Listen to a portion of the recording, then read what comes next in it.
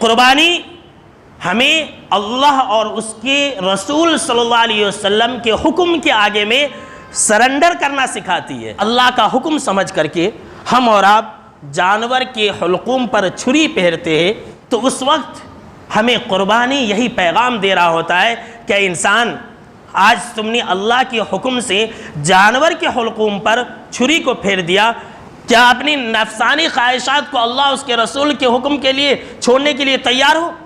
मेरे दोस्तों, हम और आप जानवर को ज़बह करते हैं तो जानवर ज़बह होने के बाद उसकी आंखें खुली की खुली रह जाती हैं।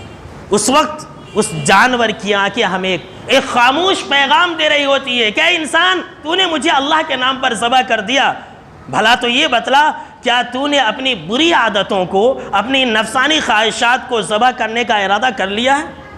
क्या तूने उसे छोड़ने का इरादा कर लिया है? ये कुर्बानी हमें अल्लाह उसके रसूल सल्लल्लाहु अलैहि वसल्लम के हुक्म के आगे ठीक वैसे ही सरेंडर करना सिखाती है। जिस तरह से एक मुर्दा गस्साल के हाथों में होता है, उसी तरह से ये कुर्बानी हमें अल्लाह उसके रसूल के हुक्म के आगे सरेंडर करना सिखाती है कि जिस तरह से जान जाने के बाद इंसान की रूह जब ख़त्म हो जाती है, परवास कर जाती है, तो मुर्दा की जितनी भी ख्वाहिशें होती हैं, हरकत और सकनात होती है, वो ख़त्म हो जाती हैं।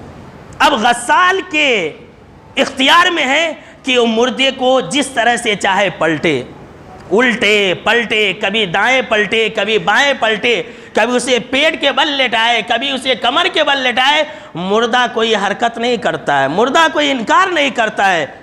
उसी तरह से ये कुर्बानी हमें ये सिखाती है। तगे मुसलमानों, सुनो, तुम्हारे लिए ज़रूरी है कि तुम अपनी तमाम ख्वाहिशात को अल्लाह उसके रसूल सल्लल्लाहु अलैहि वसल्लम के हुक्म के आगे झुका दो, और यही तो एक मोमिन की पहचान है। कुरान मजीद के अंदर भी अल्लाह रब्बुल आलमीन ने क्या कहा?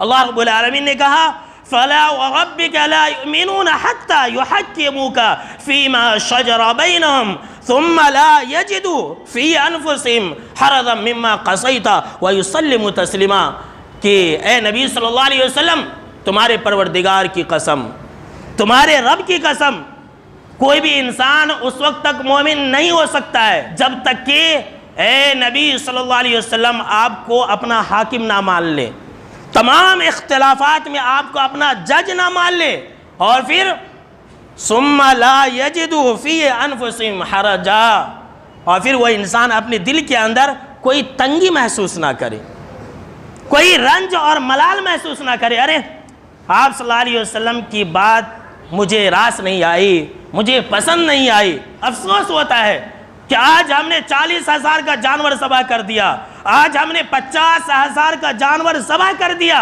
लेकिन जब अल्लाह उसके रसूल के हुक्म की बात आ गई, जब अल्लाह के फरमान की बात आ गई, जब रसूल सल्लल्लाहु अलैहि वसल्लम की बात आ गई, तो हम क्या कहते?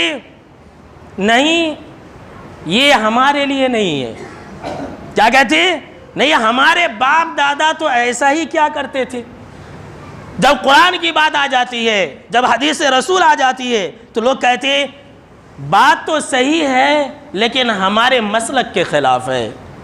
कुर्बानी करने वाले, महंगे से महंगे जानवर ख़रीद करके ज़बह करने वाले लोग जब कुर्बानी कर लेते हैं और जब अल्लाह उसके रसूल की हुक्म की बात आ जाती है, तो क्या कहते हैं? भाई बात तो सही है लेकिन हमारे इमाम का कौल ऐसा है, हम अपने इमाम की बात मानेंगे।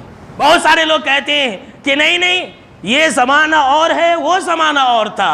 कुर्बानी करने वाले क्या कहते हैं कि आजकल के दौर में हम सहाबा की तरह थोड़ी जी सकते हैं, क्या इसे मोमिन कहेंगे?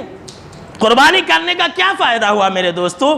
कुर्बानी हमें अल्लाह रब्बुल आलमीन ने इसलिए दिया था कि हम कुर्बानी के जानवर को ज़बह करके ये सीखे कि अल्लाह और उसके रसूल सल्लल्लाहु अलैहि वसल्लम के हुक्म के आगे में अपने सर को झुका दो।